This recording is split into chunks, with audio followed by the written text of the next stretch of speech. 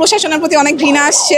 কেন আমাদের অধিকারটা নিয়ে আমাদেরকে আন্দোলন করতে হবে, কেন ওনারা আমাদেরকে নর্মাল অধিকারটা দিচ্ছেন। আমি যাদেরকে নির্বাচিত করতেছি বা যারা হবে তারা জগন্নাথ স্টুডেন্টদের পক্ষে কাজ করবে, প্রশাসনকে যাতে বুঝাইতে পারে। কারণ আমাদের প্রশাসন কেমন আসলে এটা সবাই জানে, এটা বলার কিছু নাই আর লুকানোর কিছু নাই। আমরা অনেকে আসছিলাম আমার নিজের তাগিদে, আমার যেহেতু আমি মাত্র সেকেন্ড ইয়ারে পড়ি, আমার অনেক কিছু পাওয়ার আছে, সেই তাগিদে আবার আসা। দেখা যাক এবার যদি আর ক্যান্সেল না হয় ইনশাআল্লাহ ভোট সুন্দরভাবেই হবে। আনন্দ সেমই, আমি বলবো আমি যে আরো বেশি এক্সাইটেড, যাতে প্রশাসনকে আসলে কিছু বলা যায় যে আমরা আসলে অনেক আগ্রহী এইসবে, আপনারা চাইলেও আমাদেরকে দমাইতে পারবেন না। আর তবে একটু ভয় আছে, প্রশাসন আবার যদি বলে সে একটা ভয় আছে, বাট আনন্দটা আগের মতোই বলা যায় আরো দ্বিগুণ। আমাদের প্রার্থীরা ছিল, ওনাদেরকে নিয়ে অনেক খারাপ লাগছে বলা যায়, মানে নিজেদেরকে নিয়ে খারাপ লাগছে। আসলে জগন্নাথের শুধু সার্ভাইভালই, শুধু আন্দোলন, কোনো কিছুই ইজিলি পাই নাই। এই আমাদের ভোট নিয়েও আন্দোলন করতে হয়েছে, সব কিছু নিয়ে একটা আন্দোলন করতে হয়েছে, সেটা নিয়ে অনেক খারাপ লাগছে। আসলে আমরা সহজেই কোনো কিছু পাচ্ছি না।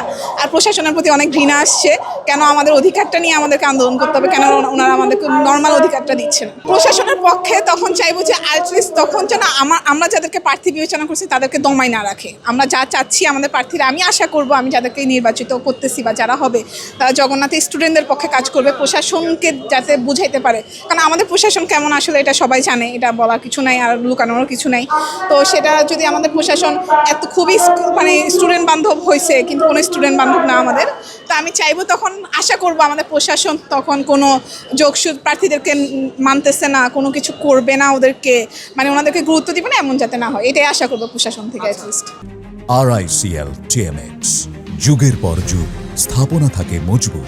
আসলে পক্ষপাতিত্ব হবে কিনা সেটা তো সবসময় একটা ভয় থাকবে, বাট আমি মনে করি যে এটা সুষ্ঠু হবে। আমরা সবাই, আমাদের জগন্নাথের ছেলেমেয়েরা অ্যাটলিস্ট খুবই সোচ্চার এসব বিষয়ে, ওনারা এইসব কিছু মানবে না। আর যারা পোলিং এজেন্ট আছে, মানে আমাদের ক্লাস থেকে বলেন বা কিছু আছেন, ওরা সবাই খুবই সোচ্চার, এইসব জিনিস হতে দিবে না। তা আমি মনে করি না কোনো এক্সাইটেড তো হবে, যে হবে আসলে মনে করি আমাদের পক্ষেই কাজ করবে। আমার প্রার্থী নির্বাচিত হোক না হোক, আমি তো সেটার পক্ষেই থাকবো, যে প্রার্থী নির্বাচিত হোক তাকে বলবো যে না এই কাজটা হচ্ছে না কেন, ওই কাজ কেন করছে না, এটাই আমার মনে হয় না পক্ষপাতিত্ব হবে আমার সাইড থেকে, অ্যাটলিস্ট আমি ফিল করি।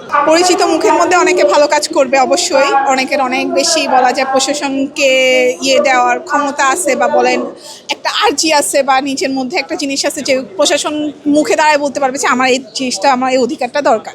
তো আমি মনে করি যে সবাই সবার পছন্দ অনুযায়ী দিবে, কিন্তু আরও অনেকে আছে স্বতন্ত্র, যেমন ওনাদের ক্ষেত্রে দেখা যায় ফান্ডিংটাও কম ছিল, বাট ওনাদের প্রচারণাটাও দেখা যায় বিশাল বিশাল প্যানেল ছিল, যে এখানে 2টা বিশাল প্যানেল ছিল, ওই প্যানেল বাদে মানে আরও যারা ছিল তাদের পক্ষে মানে বলবো যে ফান্ডিংটা কম ছিল, প্রচারণাটাও কম হয়েছে।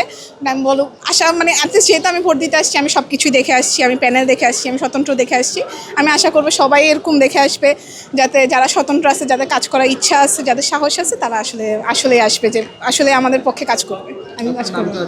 আমার নাম সুমাইয়া হাসান, আমি সাইকোলজি বিভাগ 19তম আবর্তন।